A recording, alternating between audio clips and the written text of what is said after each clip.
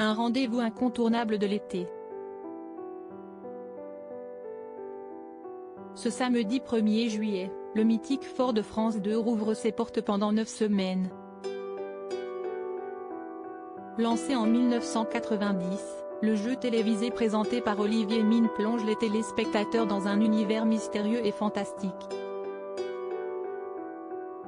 Depuis 369 épisodes, les célébrités vont au-delà de leur phobie et donnent le meilleur d'eux-mêmes pour remporter le maximum de boyards pour une association. Toujours prête à offrir un divertissement original et authentique, la production rivalise d'ingéniosité pour insuffler un vent de fraîcheur à ce programme culte. Chaque année, nous voulons surprendre le public en faisant un doux mélange entre les grands classiques mêlés à des nouveautés, a assuré le producteur Guillaume Ramin.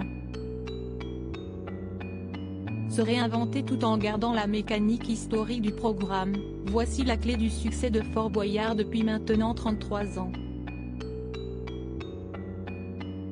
Il ne faut pas toucher à cette ossature principale. L'important, c'est de garder les classiques tout en apportant des jeux toujours plus drôles et impressionnants pendant lesquels les candidats vont affronter leurs peurs et faire vivre une véritable aventure, a détaillé le producteur de l'émission.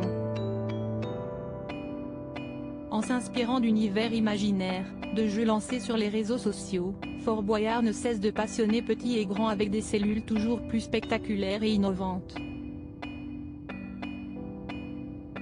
Des nouvelles épreuves toujours plus terrifiantes pour cette 34e saison, la production a respecté sa fameuse devise.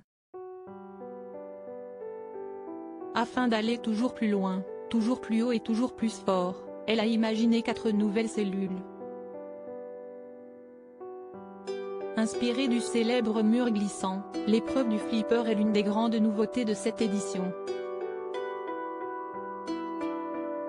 2 candidats vont tenter de gravir un pan incliné à 45 degrés pour récupérer la clé cachée dans une immense boule de flipper. C'est un vrai classique revisité. Cette année, les candidats affronteront aussi les planches du pirate. Le participant devra passer de planche en planche pour essayer de récupérer la clé située au bout de la 3e planche, sans tomber dans l'eau. Comme le célèbre percolateur, l'épreuve de l'horlogerie va faire son apparition. Dans cette cellule à tournettes, le candidat devra remettre les pendules à l'heure pour obtenir la clé.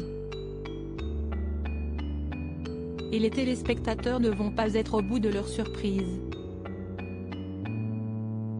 S'ils retrouvent avec joie le père Fouras, Passe-Partout et Passe-Muraille, ils vont faire la connaissance d'un nouveau personnage maléfique incarné par la comédienne Stéphanie Lorset. Le public va découvrir Passe ou ça casse.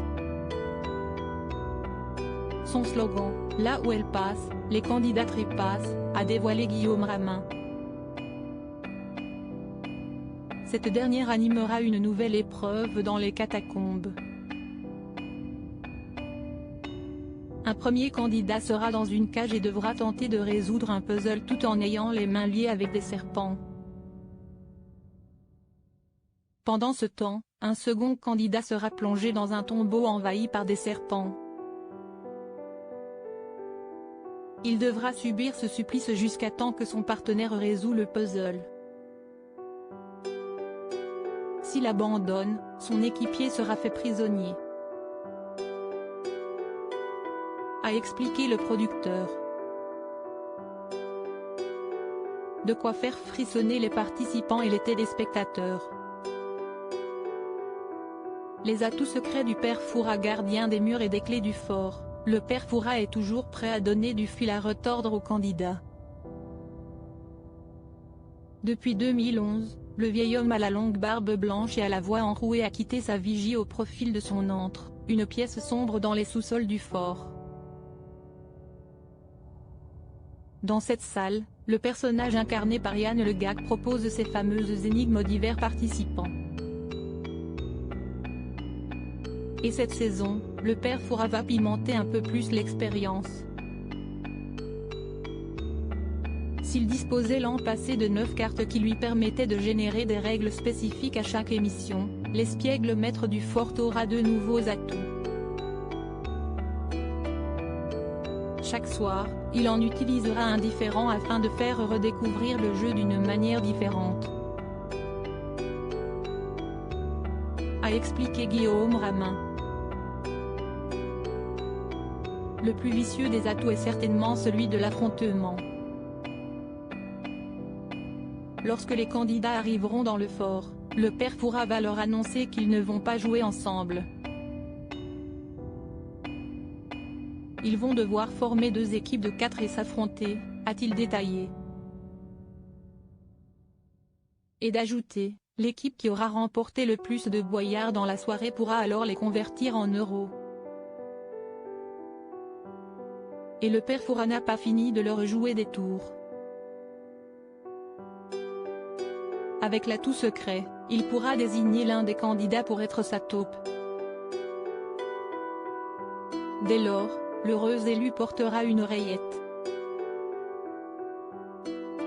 Il va devoir lui obéir au doigt et à l'œil, quitte à donner des mauvais conseillers à ses coéquipiers ou à saboter ses propres épreuves, a révélé Guillaume Ramin. S'il arrive à ne pas se faire démasquer par ses camarades et à réussir toutes les missions du père Fouras, le candidat va permettre à son équipe d'empocher 3,000 € supplémentaires. Cette 34e saison de Fort Boyard s'annonce d'ores et déjà riche en suspens. Crédit photo, Laurent Vualp, France Télévisions.